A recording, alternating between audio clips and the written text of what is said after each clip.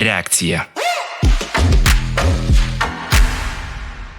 Sveiki, su jumis sveikinasi Jonas Čyvas ir kassavaitinė rubrika Reakcija, kurioje mes trumpai aptarėme kokią nors pasaulio ar Lietuvos aktualiją.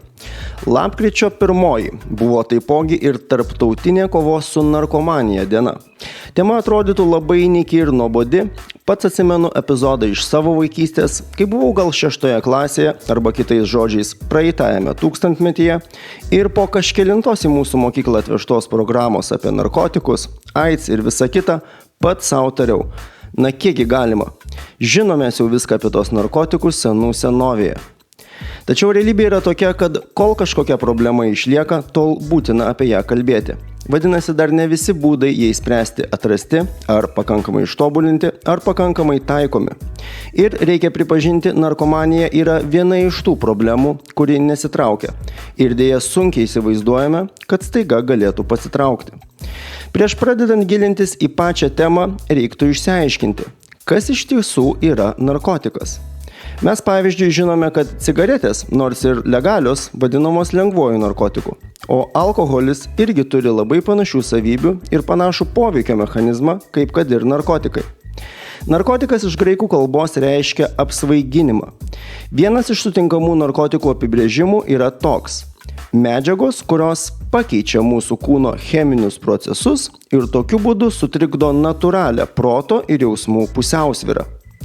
Ir va čia prasideda įdomumai, nes proto ir jausmų pusiausvyrą gali sutrikdyti ne vien tik tikrieji narkotikai, bet netgi tokie dalykai kaip cukrus. Cukrus pasižymi ir kita narkotikams itin būdinga savybė – priklausomybė. Taipogi ir dar kita – sveikatos naikinimu.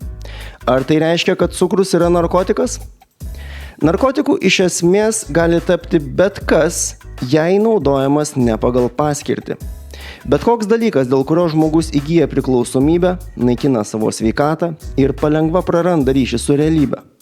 Benzinas naudojamas kurui, bet jei imsime jį uostyti, jis gali tapti narkotiku. Kava padeda išlikti budriam ir turi teigiamą biologinį poveikį, tačiau jei nekontroliuojama ją vartosime, ji taps narkotiku, be kurio neįsivaizduosime savo dienos ir kurios nebuvimas labai stipriai įtakos tiek mūsų nuotaiką, tiek produktyvumą.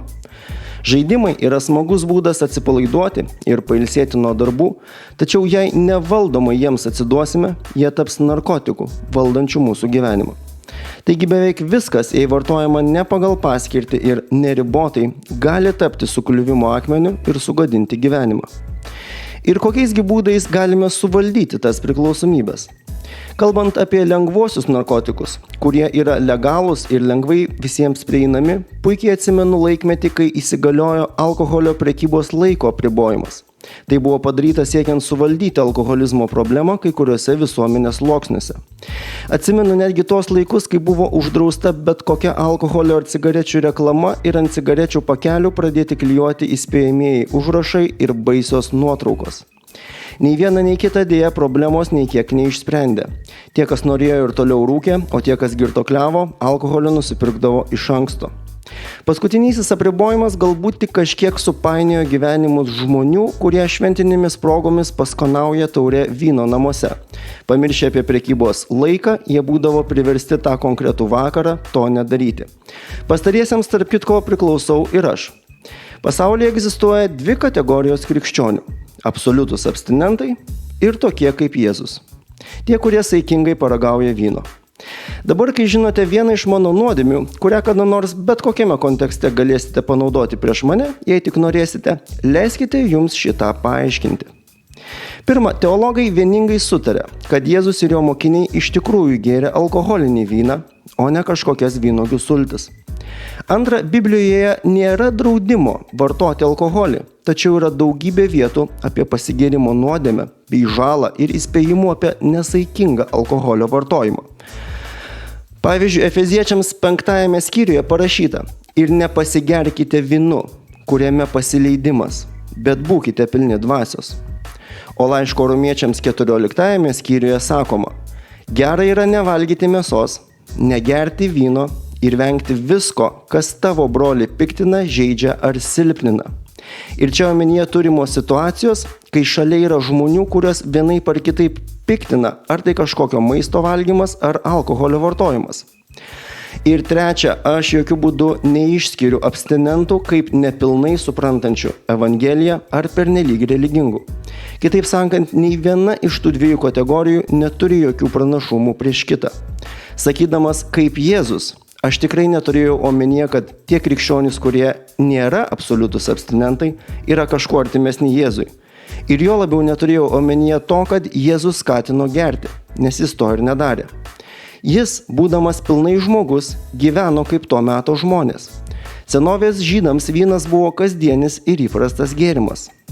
Nors alkoholio šalininkai dažnai naudoja istoriją, kuomet Jėzus padaro savo pirmąjį stebuklą ir aktyviai pradeda savo tarnystę, vestuvių šventėje paversdamas vandenį vynu, tai jokiais būdais nėra girtuoklystės skatinimas, o veikiau pagalba šventės šeimininkams ir savo kaip mesijo savybių atskleidimas. Yra žmonių, kuriems tikrai nereikia ragauti alkoholio.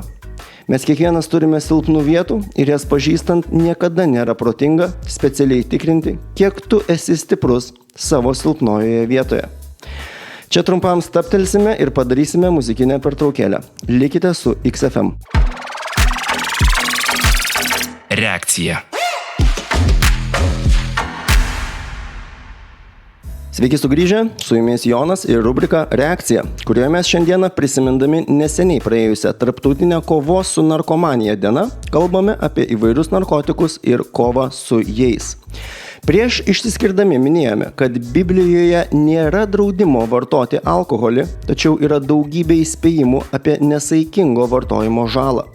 Taipogi kalbėjome, kad įvairūs alkoholio ir cigarečių ribojimai iš esmės problemos neišsprendė. Esmė yra labai paprasta. Kol kažkas yra legalu, žmonės visada ras būdą tuo piknaudžiauti. Tačiau su tikraisiais narkotikais situacija yra kiek kitokia. Visų pirma, jie nelegalūs. Antra, jų poveikis žymiai stipresnis. Ir trečia, priklausomybė taipogi kur kas didesnė. Esu kelis kartus lankęs ir patarnavęs reabilitacijos nuo priklausomybinių ligų centruose ir asmeniškai pažįstu nemažai žmonių, turėjusių įvairių priklausomybių. Takoskyra tarp priklausomų nuo alkoholio ir priklausomų nuo narkotikų yra gana didelė. Priklausantieji nuo alkoholio dažniausiai yra įsitikinę, kad jokios priklausomybės jie neturi, o jeigu ir pripažįsta kažkokias problemas, tai save neabejotinai išskiria virš priklausančių nuo narkotikų. Aš ne narkomanas, pasakytų jie, tačiau pasekmės labai panašios, jei ne vienodos. Sugadinta sveikata, sugriautas asmeninis gyvenimas, dingusi karjera, skolos ir stiprus poreikis reabilitacijai ir reintegracijai į visuomeninį gyvenimą.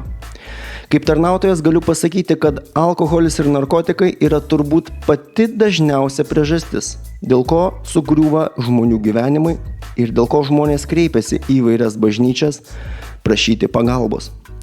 Vienas iš tarnavimų, kurį turi daugelis bažnyčių, yra būtent tarnavimas skirtas priklausomybių turintiems žmonėms. Jo metu kalbam apie visą tai, dalinamasi liudijimais, pergalėmis ir nagrinėjamas Dievo žodis ta tema. Tarsi esamos situacijos būtų maža, kelias skinasi kanapių ir bendrai narkotikų dekriminalizavimo projektas, kuris paprastai žodžiais aiškinant reikštų, kad už narkotikų turėjimą žmogus nebūtų sodinamas į kalėjimą, o baudžiamas tik administracinė tvarka. Ir kuris prasidėjo nuo to, kad jokios kriminalinės praeities neturėję ir geros reputacijos žmonės sulaukdavo tokių bausmių, kad ir už visiškai minimalų turimų narkotikų kiekį. Projekto iniciatorių atžvilgių tai tiesiog teisiškai neadekvatu.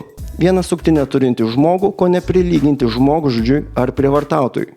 Na, o su priklausomybinių ligų turinčiais žmonėmis dirbantys specialistai ir savanoriai griežtai prieštarauja tokiam žingsniui. Remiantis jų praktiką, toks narkotikų liberalizavimas kaip reikiant dar pablogintų situaciją.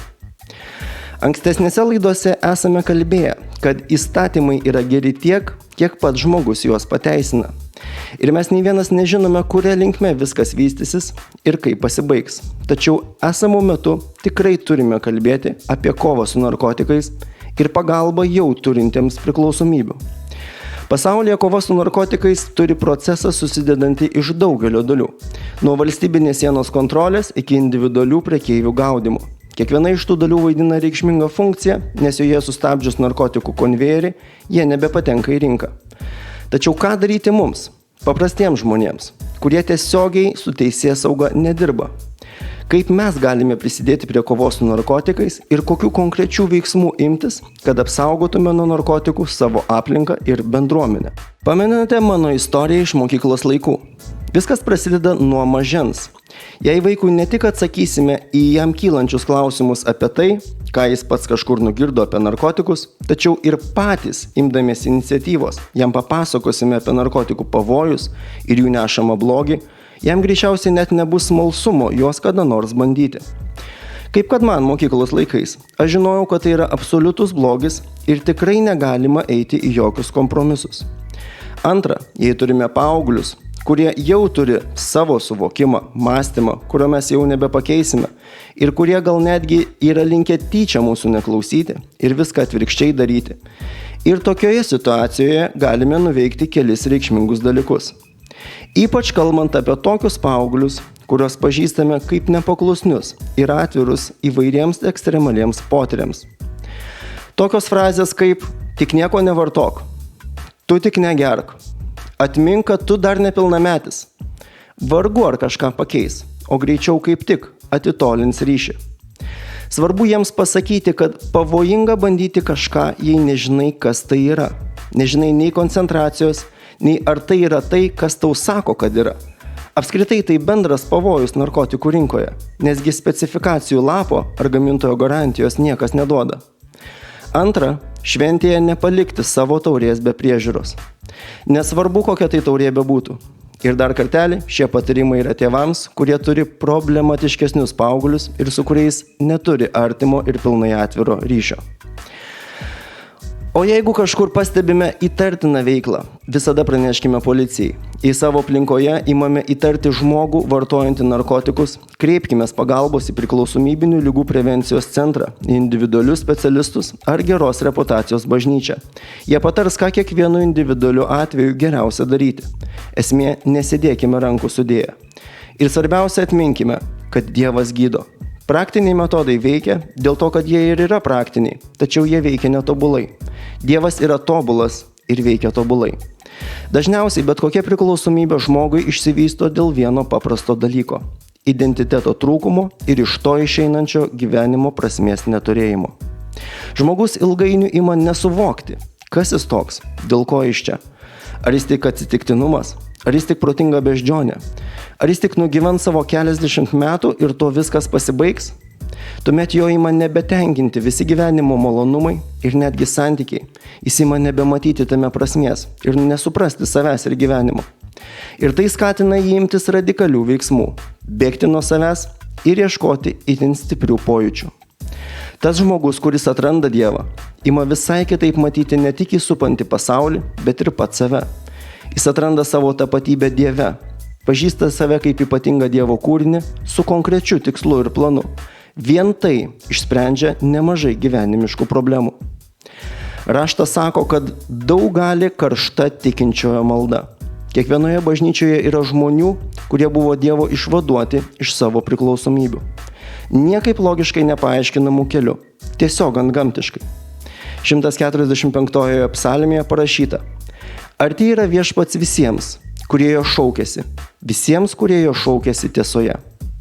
Su jumis buvo Jonas Čyvas ir rubrika Reakcija. Iki pasimatymo kitą savaitę tokiu pačiu metu. Likite su XFM.